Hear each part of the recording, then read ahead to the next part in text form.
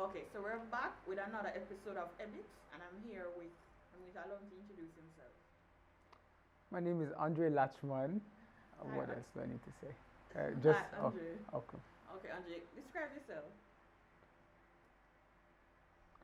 Well, I mean, I generally it's usually hard to answer that question still, It but is? yeah, it is. But if I were to actually describe myself, I'd say I'm a pretty simple guy, easygoing, humble, um, ambitious, caring, and focused. Focus. Mm. Okay, Andre. So, Andre, you work at Sagicor. Tell me about your start All right, so I actually got a call one day to say that there was a heart trainee position opening up and if I were interested. I didn't know anything about what heart trainee was, but I did a little investigation and I found out that, boy, at the time it was just a little development thing and you'd have been given a sort of a stipend. Really couldn't take the stipend, so I kind of rejected it because at the time I was sending or supporting my younger siblings to go to school, and I was working doing a little part-time job at JPS. So I rejected the offer. It so happened that HR called me back a couple of days later to say, all right, they have another temporary position. It's not a hard training, but it's a temporary work. And if I'd be interested to come in and do an interview, I accepted. So I came in, took the day off from JPS, came in, did the interview. Turns out it would have been a job in the check disbursement area. It's pretty much disbursing checks. here. That was pretty much where it started. That was in January of 2009, and the rest is history. Right. Where are you now in the company? Well, I was recently promoted to manager for Group Client Experience. Prior to that, I was one of the assistant managers in HR in learning and development. Okay. Alright, you said that you didn't want to take the job because you were taking care of your younger siblings, right? Is it that, what was your background like at home? Your come up? My upbringing is very long and interesting, but I grew up in a family of seven. It was five of us, brothers and sisters, and we're all from the same mother and father. But Where do you fall in the seven? second, Okay. I'm the first boy, but the second child. Okay. I mean, I say it's a very long story, but I guess if I were to say summarize it, I was the responsible Andre who was always taking care of the family, from ever since I know myself. So my mother is not. My mother is from the country, New Orleans, Saint Anne, um, and she came to Kingston as a helper to my father's aunt. That's where she met my father. Okay. Um, I suppose they fell in love, and before you know it, my sister was born, and then I followed shortly after, like 3 years later. Uh, from what my mother told me, my father became a little abusive, jealousy, um, but she stayed because she really didn't have anywhere to go. From my recollection, uh, when I when I when I was able to start making sense of the world, I what I recall is that my mother and father were always at rift.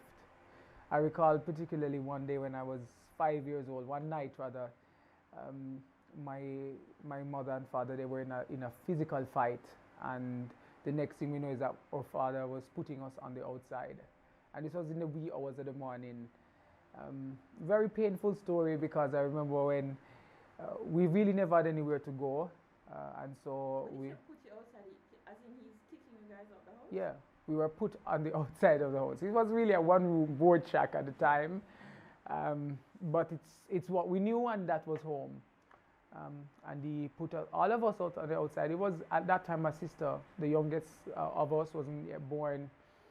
I recall my mother asking us to just go around the yard to pick up some scraps of board that we had all about the yard to put together so we could continue sleeping. We padded we padded the boards with the dirty clothes that we had on the outside, and we slept. I recall at one point in time when I looked up as a little boy, I looked up and I saw my mother because she was just sitting there with my youngest brother, who was a baby at the time, and she was there rocking, and the tears were just flowing. I remember vivid. It's like that kind of. I think that's where I started to look at life differently. I mean, I was 5 going on 6, and I think I felt like a world of responsibility fell on my shoulder then, because I felt like to take my mother out of this situation was going to be my responsibility. And I guess that's where my real journey started, because I remember from then on I started hustling. I literally started hustling, trying to find ways of getting myself lunch money to go to school and helping. How? What did you do? I run errands for people. I go to the shop, I sweep yard. As I got older, I started doing other things like washing cars and trucks. There was a lady in my community, and she ran a little delivery business for rural communities. So starting as early as 9, I started going out with her on the truck to all parts of Portland and St. Thomas to do her delivery and helping with carrying the boxes into the store, loading up the truck, and so on. I know it took a toll on my going to school, because I had to stop from school several times. Sometimes I go to school for like 3 days out of the week to go, so I can make the income. And my mother was she maintained her job, was a helper, but my father never worked. So he's the most I can perhaps recall my father doing for work was he used to work with this mechanic and make mufflers, but it wasn't consistent. So I've always really known him to be just going out and finding his own ways of hustling and coming back home drunk. That's really mostly my recollection of my father. So it was just my mother, and she's a helper work she do. So what she do is wash people clothes and that kind of thing. So we had to supplement, because now she had 4 of us at the time, herself. So my help really supplemented me getting my own lunch money to go to school and helping the littler ones. Yeah. How do you look at your dad now? Well, I must say it took me a very long time to forgive him, because I mean there were times in my life when, like, I would be at school and I'd see other kids coming in with their parents, sometimes their father, and I'd kind of wonder what that would be like.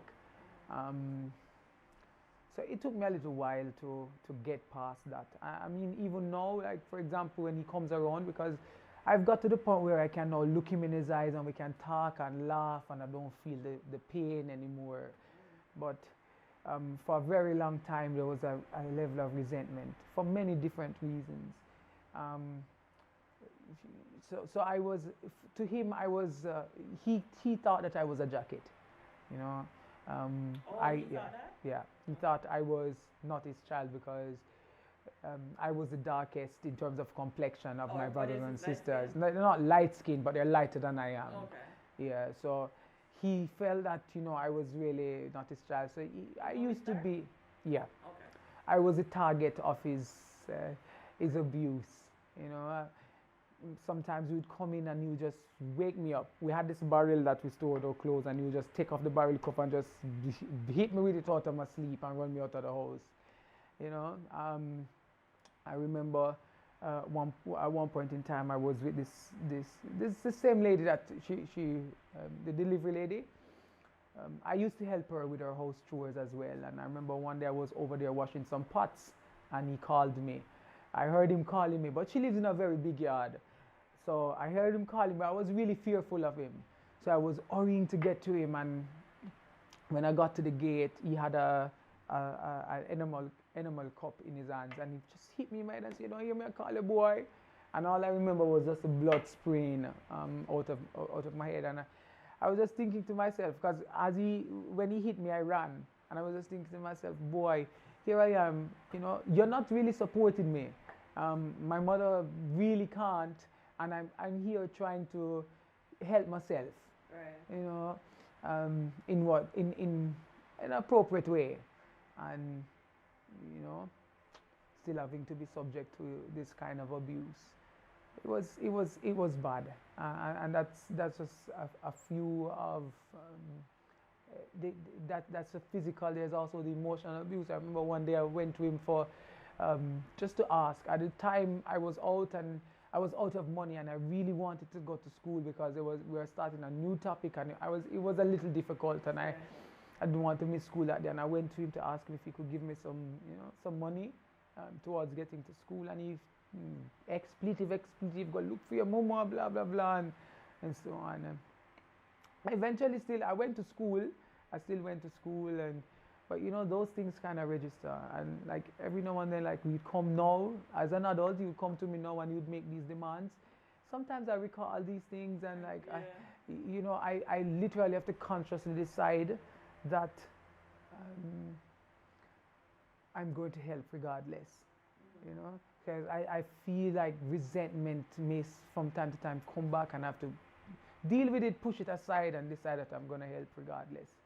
But it's still a journey, because I don't know if I fully, because I still feel a little hurt every now and then, because I mean my entire life has been, he's there but he's not there, so I still, every now and then I talk to my friends, and I see the relationship that they have with their father, and I just feel like that void, I will never get that opportunity to fill it, because sometimes I really wanted to talk to my father, I really feel like I wanted to have that sort of relationship, because my mother is my mother, and she has 5 other children. She has 4 other kids that she needs to focus on. Plus, she's not. I mean, she's a woman. She can't really relate to some of the challenges that we would have been facing as his sons. So, but it is what it is. How was it going to school and living in a condition like that?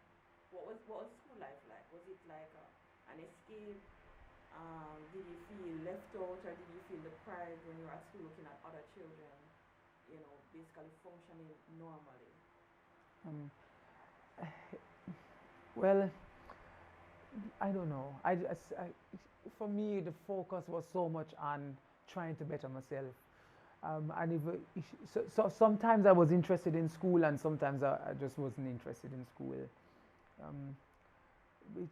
But thank God, I met people when I went to school. I mean, I wasn't afraid to share with people what my situation was at life. So I told people, maybe not the boys. Like I went to JC, and teenagers just trouble people. So, but I told the teachers, and it so happened that by the time I got to second form, I found a mentor in the name of Cynthia O'Sullivan. She kind of took me on like her son, and she really guided me throughout. She learned monetary support. She got people to talk to me, and she coached me. She guided me along from all the way up to when I was leaving JC in sixth form. But for me, school was, as I was perhaps you could say, an average student. I wasn't very very bright, and I was fine with that. I was getting through, and I was passing what I need to pass to go to the next level. So I was fine with that. But it's a case where I go to school, I do school, and when I go home, I just have to start the hustle again, to kind of, as I say, my younger siblings, and to get back to school. But it was hard. There was no studying. We couldn't study, because if I do go home, when I do finish the hustle, and I go in the evenings, my father, no, it's not tired, because learn to overcome tiredness. My father would come in and would be drunk, he would be cursing all the way, sometimes 1 o'clock, 2 o'clock in the morning, he's still talking. When I actually decided that I really needed to study, because I get big now and I move on to bigger parts of life, and I really don't want it to end here after high school. I really stayed back at school. stayed back at school to study. But that in itself was another issue because, I mean, the community of Cockburn Pen, every now and then violence would flare up. And so when it's time to go home, you know, you're going home in gunshot, it's not so safe. And, you know, my mother would be worried. But anyway, I don't know if that really impacted me the way it could have, because I was so focused on just moving forward, transcending the situation to help my mother for that promise I would have made to myself when I was 5 years old. So, but it was hard, you know, it was hard. Okay. Most persons, matter of fact, all persons that speak about you speak about your positive vibe that you give off. I've seen it. Persons say you're always positive and you're always smiling.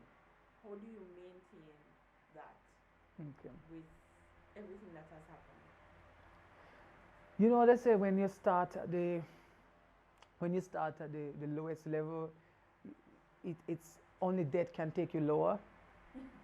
Yeah, only death can really take you lower. So, I mean, like for example, now, if probably just talking about you wouldn't be able to relate, but so at one point in time, I was living in a space where it was 5 of us on a bed, you know, and the ground was literal dirt. You know, it wasn't tiled, it wasn't wood, it was literal dirt. Yeah.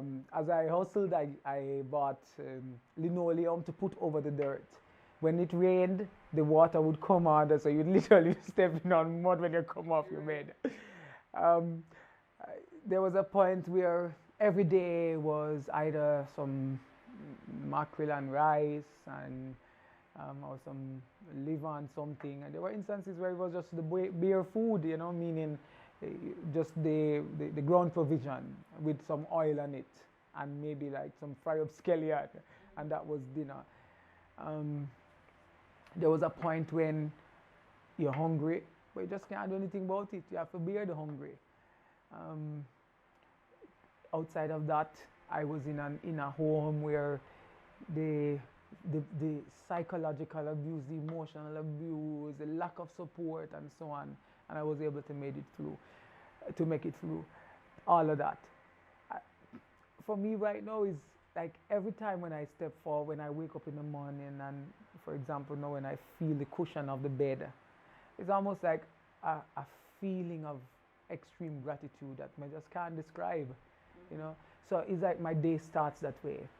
And then when I look back, when I look on now and I say, boy, whatever it is that I want to eat, for example, simple things like that, like whatever, if I want something to eat, I can buy it, you know, without worried about, boy, can I afford to buy this? You must be extremely proud of yourself as well. No? I don't know if proud is the word. It's more like thankful. Yeah. Just really thankful that I was able to transcend all of this situation and circumstance. There was a time when I'm coming out to the yard, I have to be looking because my cousins we live in the same yard are involved in gangs, and you know, if they can't catch that person, then sometimes because I looked at my cousins as well. So sometimes there were points in time when I'm coming out of the yard and I literally see like the guys who are the in faction with coming at me, and I have to go back inside. So it was it's like now when I look back and I realize that I don't have to deal with all of this, it's almost like it just naturally put me on a high, you know. Okay. So it's just extreme gratitude that is indescribable. Unless you are in that situation and out of it, no, it's really going to be very difficult for you to relate. But simple things, as I said, simple things like when I wake up in the morning and I literally feel that cushion on my back, and I step off the bed and I'm stepping on tile, for example. Like those things, it's like after you spend 15 years of your life that in that kind of situation and circumstance, and you know you kind of overcome that. Trust me, so it's effortless. Is like a positive reminder. Positive reminder. everything. I guess that's the best way to describe Yeah, it. I mean, I can It's like understand that. everything is like a positive reminder. If I go out and I hang out with my friends, Yeah. and simple thing is, to can order a particular meal or drink a certain kind of drink, it's always like, just even without me consciously thinking about it, it just come into my space like a constant reminder that you really, as I always, like something I hear this way in a row now, living your best life. Yeah. It's almost like a reminder that you're living your best life. Okay. In terms of, because I was verbally abused, and because of it, I mean, that positivity that you're talking about, I feel that every day now since I've moved past it, it's almost like there was this dark cloud and it just disappeared and then everything just looked brighter. But then there's always something, like I'm apprehensive about people. I don't do it consciously, it happens, it just happens where I hear something that somebody says and then I have to question where it's coming from. Yeah, do you go through that as well? Maybe back in the day, But not now. but not now. I think, how do I describe this? I've opened myself to just experience life in its fullness. When I said that I felt like I've been at the lowest low, I don't think that there's anything anybody can do to me now that will ever take me lower than where I've been in my life.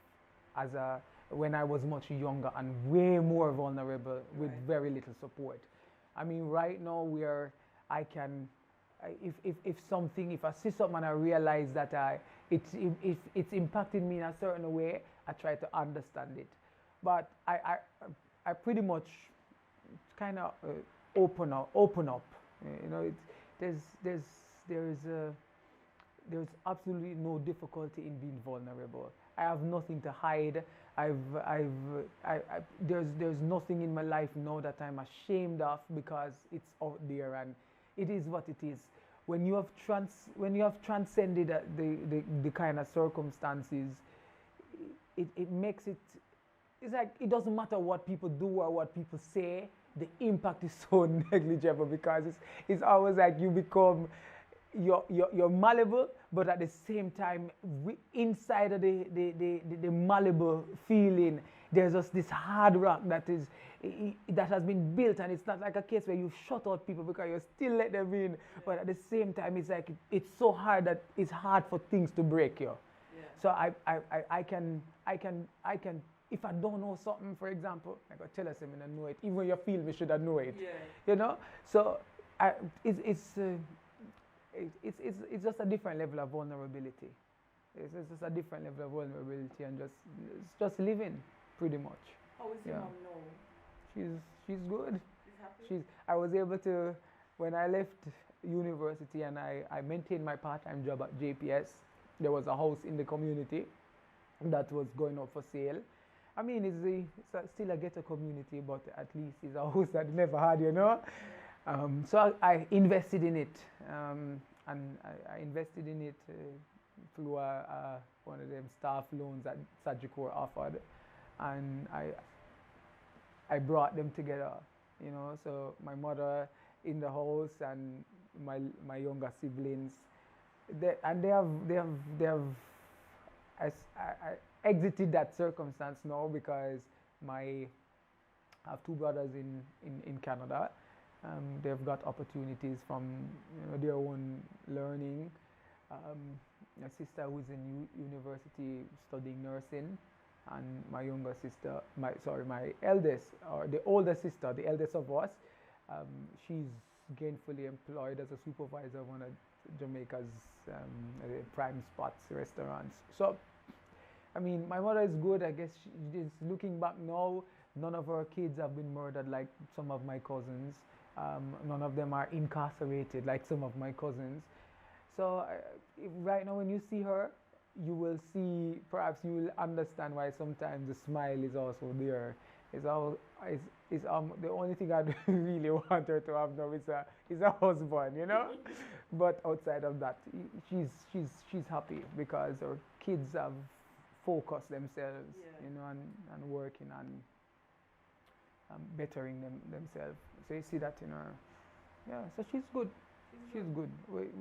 And things have just started for her, you know. Things are getting, with life and health, if our lives are spared and ours, things are gonna get better. Because my brothers, for example, they're just now launching out real, in a real way. Yeah. My sister will be finishing with her program in a little while, so yeah. It's been good. It's been good. It's been very positive. And by the way, my mother traveled for the first time when I was nominated as employee. I've Yeah, heard about that.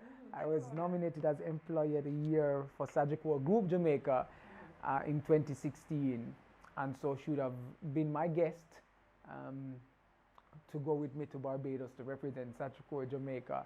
That would have been the first time she was traveling, and so when we were in the auditorium where the awards was keeping, and all of the territories, Trinidad, the other islands, and we were all there on the stage, and they said, and the winner for the Sagicorian Award is Andre Latchman. The only thing I could hear is, like, you know, when you hear that bell sound and there's also as still quiet, was the I don't know, it's like my mother's voice. It's like she screamed out in the auditorium, and the entire Barbadian media, everybody just went to focus right on her, and I felt like, boy, I can die now.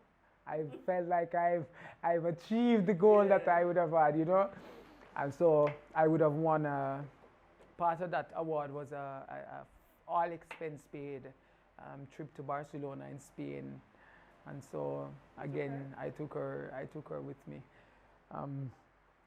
Much to the dislike of other people, but you know, it's my mother.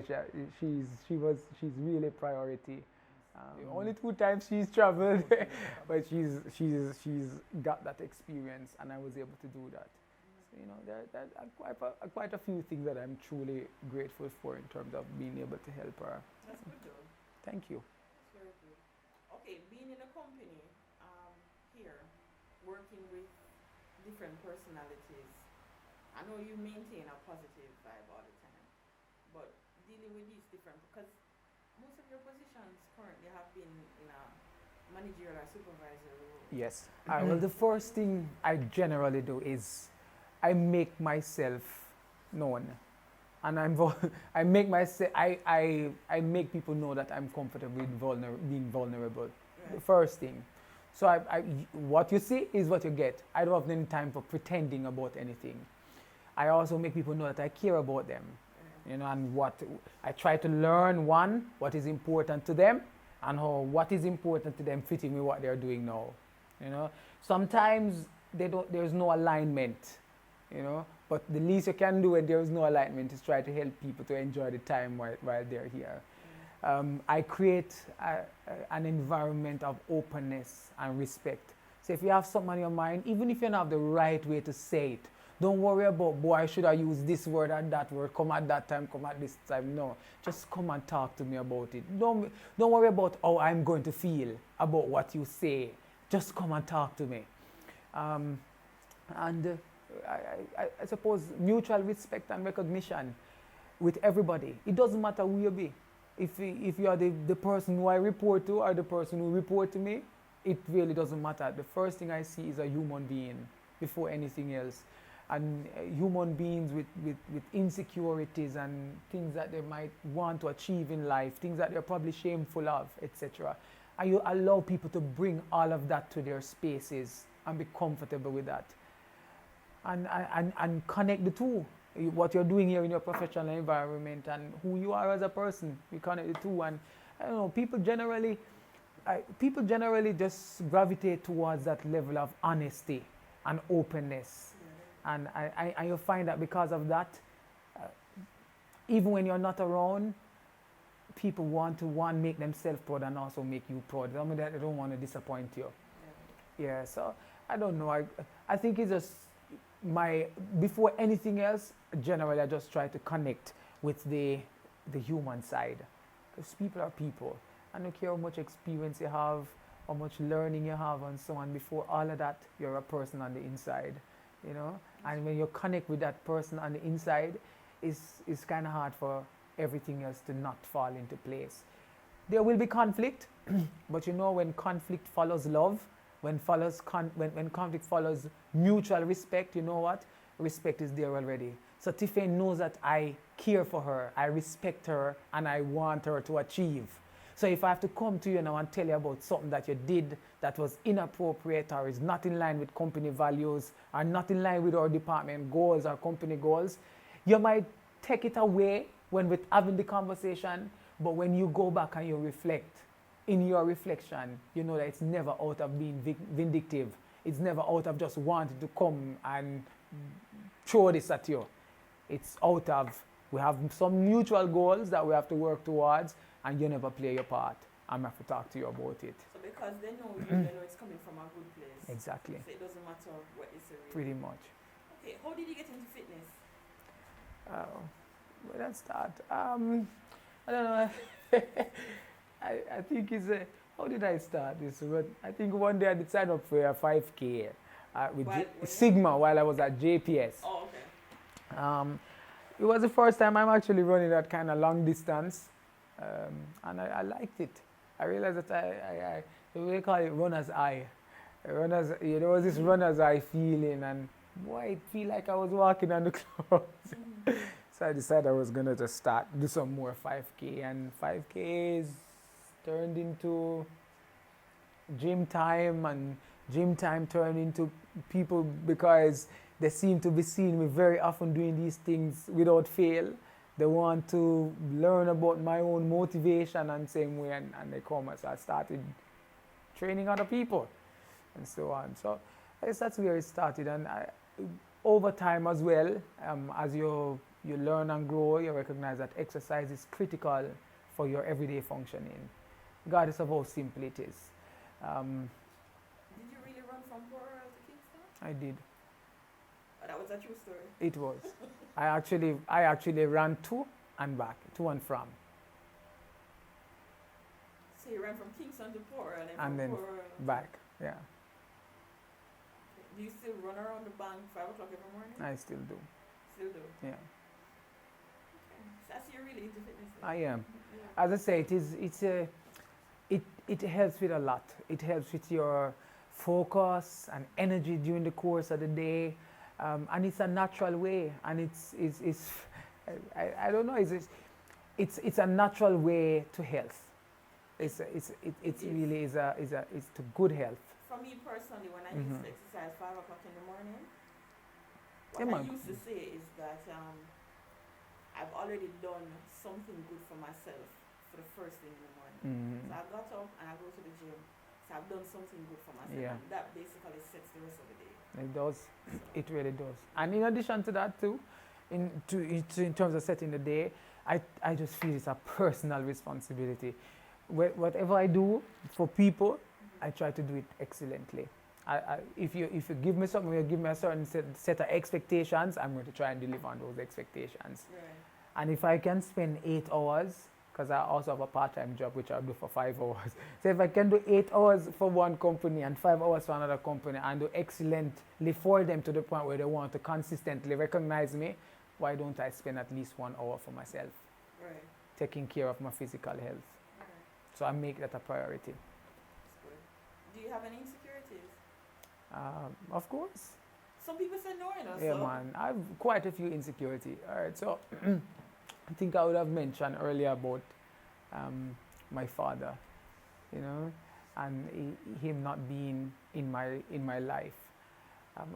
Sometimes I feel like, boy, some things that you are to, you know, some things that I would see, like, for example, my male friends enjoy, like, really get so passionate about it. Like you know, yeah, like football. Like I watch it and I will enjoy the gameplay and I'll play it with the guys in my community. But the passion that them have, and really I can't connect to that.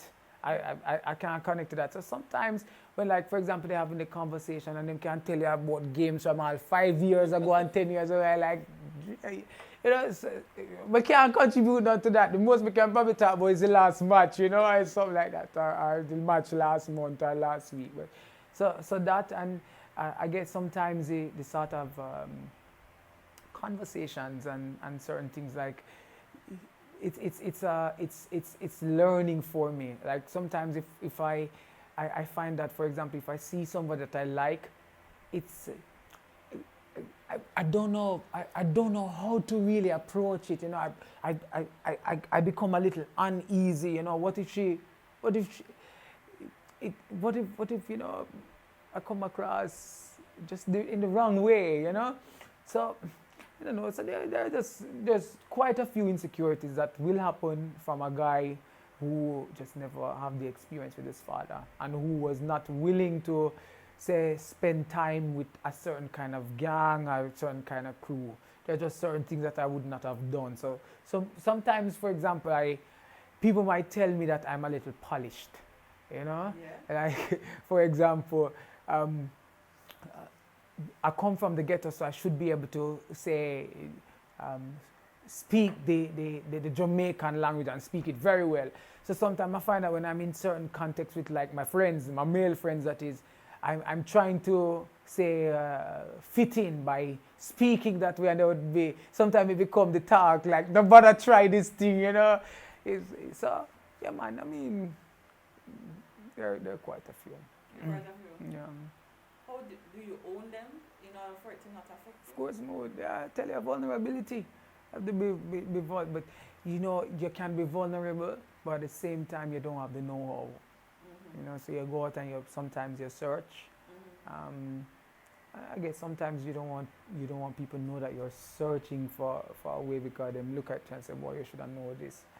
So I still have to work through that every time I attempt, but try to manage it as best as I can.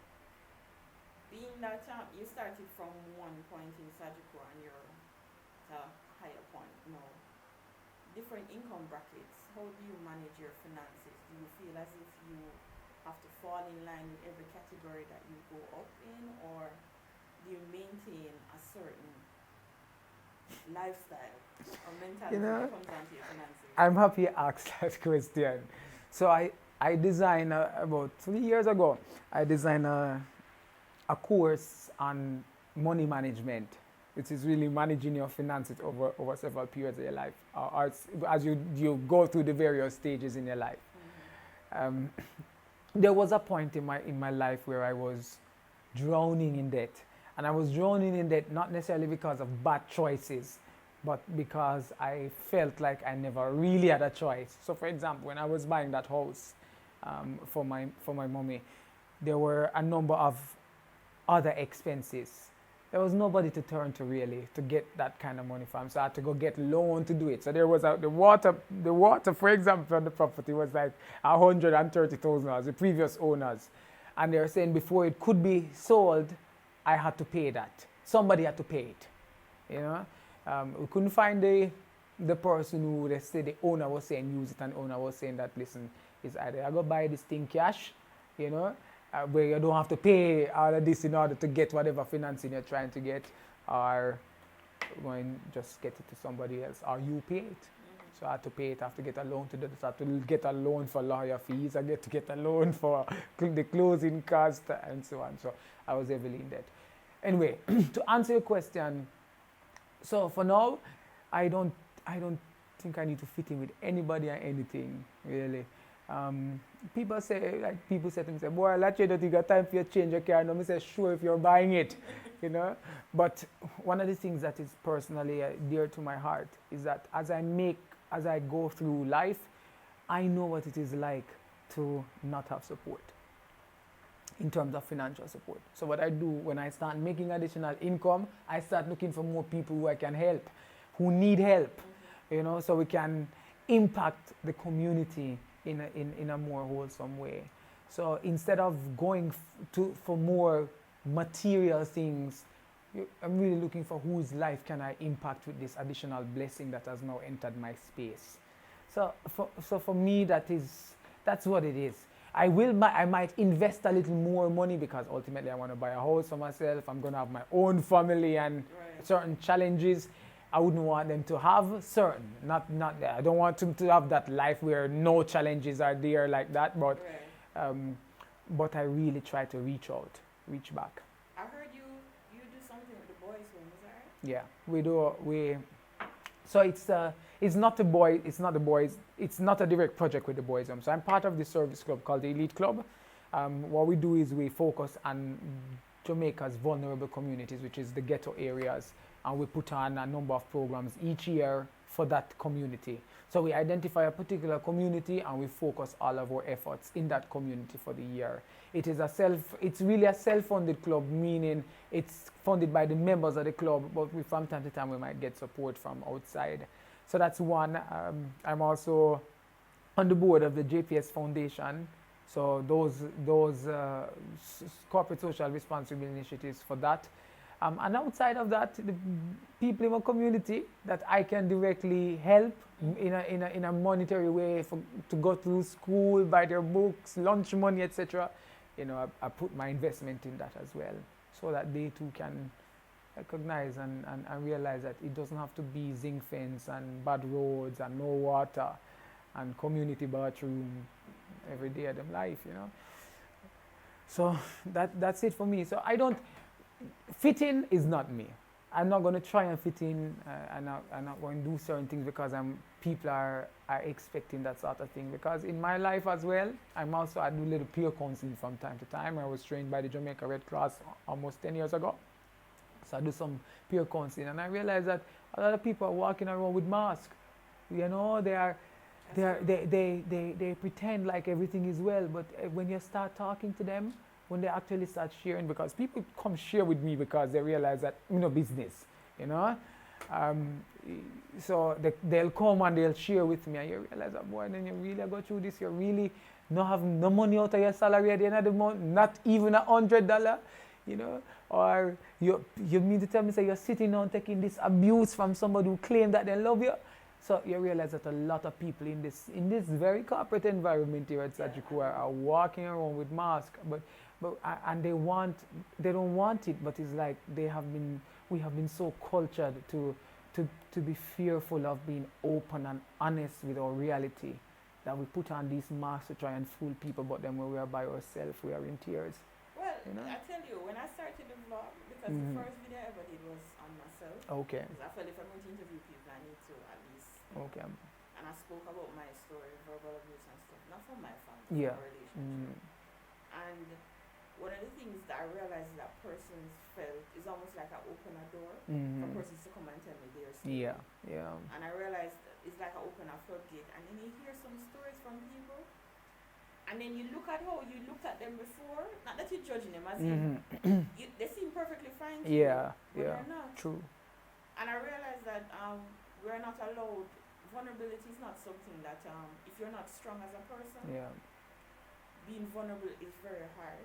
Being open is very hard because you're judged and people will use your pain against you. So, but I realized that with this platform, just the fact that I open up, other persons felt compelled to open up as well. So you're right. You're very right about it. Okay. So, in terms of you becoming a father, what is the standard you have set for yourself? What is it that you'll be aiming for? Well, one is presence. That is what was missing in my life, so it's presence. So for the formative years while I'm learning, I'm learning about how to be a good father. So that's one. From people, I read a lot of books and people who one of their strength is growing up their kids and maintaining a healthy household and so on. So that's it. Plus also the financial part of it. Having some fun, so that it's not like I'm going to give them a smooth road to just walk on every day of their life, but at the same time, you want to have that so that your child don't have to be absent from school unless it's some sickness or them there on holiday, So that kind of thing. To also develop myself as a man and as a person, so that when, for example, I don't have kids growing up in wedlock, just being raised by a father or being raised by a mother, being physically there with them, being supportive, helping them to experience the world, not just being limited here within their space, but we can travel together, we can experience the world together, see what is out there. So when I think of that, I see, when I think of being a father, I see myself just really being there. You know, the little things that you probably wouldn't necessarily every day see a father doing, to be doing that for my kids, you know, for my kid or my kids, you know. So I'm working on that. I actually have a plan, you know, in terms of where I see myself as a retired man. As a retired Andre, living and, you know, taking care of his family. Yeah, so, but for me, I think the number one thing is presence. I think a lot of, in Jamaica in particular, a lot of our boys are suffering. I think the men out there now are suffering, and you see, because they don't know better, it's like the cycle just keep on repeating itself. Because like right now, I'm 31, yeah, and like, for example, people will say to me, dude, where are we, pan? You know? And the conversation, I have to be constantly having the conversation, you know? Like, you know, we can't afford that now, and the kind of father I want to be is not, you can't say this to them, it's not the kind of father you will be, because sometimes them hiding from the parent, them hiding from the woman because them not have no money to give the woman for an entire 3 months, you know? Or they're divorced. Or they have, you know, all of these, you know, women on the side, and you literally see that this person that they're in the relationship is falling apart, and it's like, I don't know if it's them don't care or them don't know better. So it's just that the pressure is there, but I don't want to just repeat a cycle because I'm trying to fit in, you know. It's all right. I'll be a 35-year-old dad, and, you know, I'll keep myself fit so that even when I'm 40 or 45 and I need to run a 100-meter with you or a marathon with you, I'll play some football game with you, or cricket, basketball, if I can still do it. But I'm not going to be, because, you know, society says when you get to 25, or because you're bridging them of youth or 3 when I'm at 25, you must do the same. Nah, I'm not into that. I've been a victim of repeated cycles of, you know, fitting in, and, you know, you have to constantly be nursing and that kind of impact. So, okay, in closing, Andre, what would you say to someone is going through a similar situation you went through? What would I say? You know, the cliche thing is never to give up. You know, never to give up. There are people out there who want to help. You know, there are people out there who want to help. Seek help. You know, try and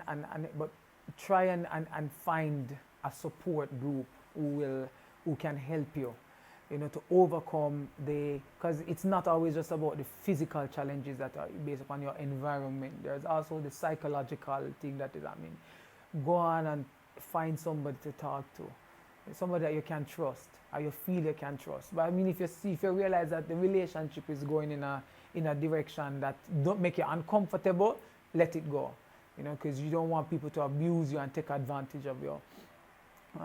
But don't give up. I mean, there's a lot of people out there like myself who want to help people, because I know what it is like, you know, and there are people where I've talked to in my circle as well who want to help people. Once you have the goal, once you have the mindset that you want to transcend your circumstance, you know, and you're not going to just use people's resources or squander people's resources, will help you. But hear what? This thing is going to build you. Whatever challenge you're going through, it's building you in a way that nothing else out there, or very few things, I mean not say nothing, but very few things out there can build you. Because today I can tell everybody that I am joyful, I am caring, I am contented, I am the word that everybody uses, happy. I'm a happy guy, and I'm a happy guy because I've been built because of my circumstances. And so you'll find that you won't need to, when you get to that you too will be able to help others to come out of their situation and circumstances as well. You too will be sharing your personal story, and somebody might be listening to you, and you'll have that kind of impact. So don't give up. Seek help, you know, and be original, be authentic. Just push forward. You know, the people will say things from time to time. Be open to listen. Open yourself to listen and make sense of, but you don't necessarily have to accept. You know, entertain people's perspective, what they have to say, but at the end of it, remember that you're your person, and your set of circumstances and situation will be different and pretty unique to you. So you try and just make sense of it and go just push through, but never give up. You know, there's always a light at the end of the tunnel. All right, thank you so much, Andrew. I really appreciate it. You're welcome.